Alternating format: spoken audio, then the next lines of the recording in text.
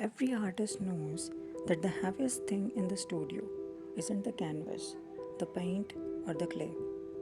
It's the silence right before you begin. When you sit down to create, you aren't just facing a blank surface, you're facing yourself. You're facing every expectation, every doubt, and every past mistakes that whispers you aren't ready yet. To be an artist means choosing to look at that emptiness and deciding to speak anyway. It takes quite kind of bravery to make that first stroke knowing it won't be perfect, but knowing it has to exist.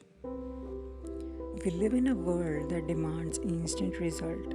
Everything is optimized, fast and polished. But art demands the exact opposite. It demands that you slow down.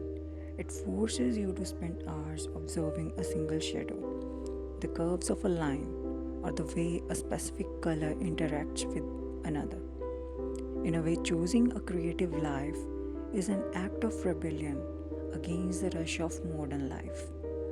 It's a declaration that some things are still worth doing slowly, deliberately, and with your own two hands.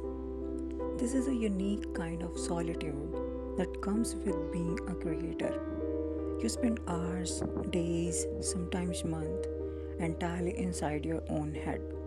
Your studio, whether it's a massive room or just a tiny corner of your bedroom, becomes a sanctuary and a prison all at once. It's a sanctuary because it's the only place where your internal world can manifest into reality. But it can feel like a prison when the image in your mind refuses to translate onto the canvas. Every artist has experienced that agonizing gap between their taste and their ability.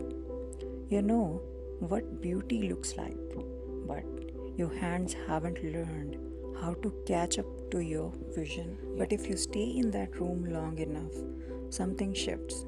The frustration turns into focus. You realize that the loneliness isn't empty, it's fertile ground. And as artists, we are essentially translator. We take the thing that cannot be spoken, the weight of heartbreak, the fleeting beauty of youth, the chaos of human thought, and we give them a physical form. We take our private vulnerabilities and put them on display for strangers to see. It's terrifying, but it's also the only way we know how to truly connect. If you look at any artwork halfway through its creation, it looks like a disaster. The lines are tangled, the colors are chaotic, and the structure is barely holding together. As creators, we have to learn to live comfortably in that mess. We have to develop a tolerance of uncertainty. Beginners often give up during this phase because they mistakes an unfinished piece for a failed piece. But experienced artist knows that the ugly phase is just a mandatory destination on the road to something beautiful.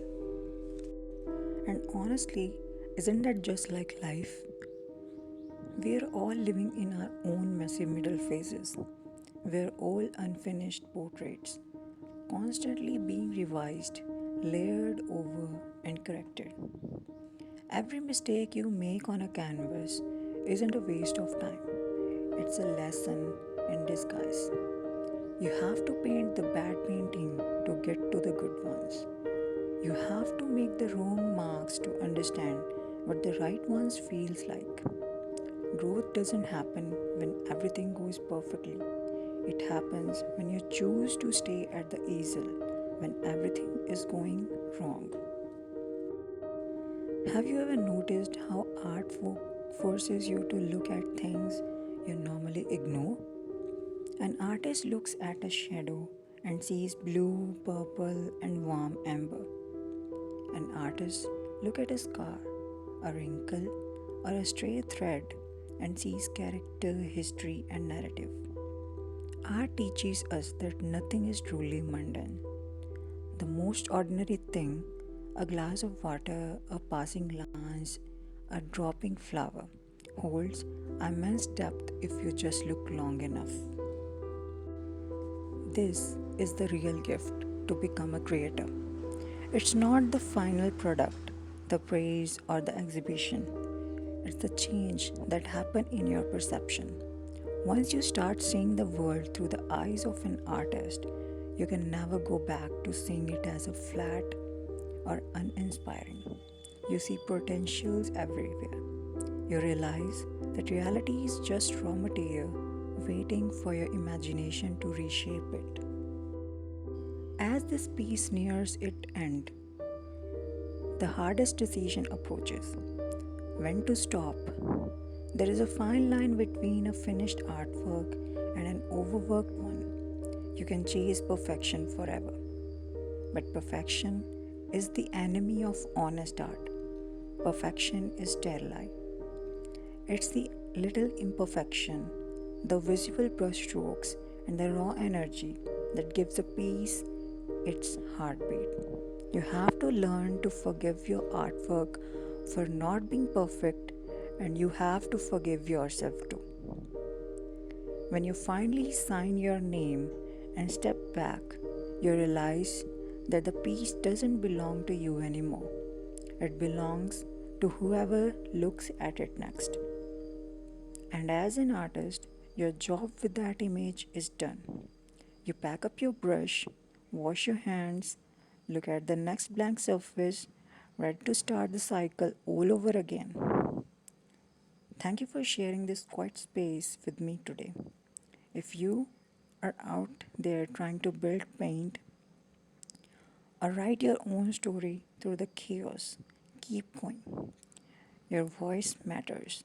If this commentary brought you some comfort or inspiration in your creative journey, consider subscribing and sharing your thoughts in the comment below. Until next time, keep creating and embrace the process. Goodbye.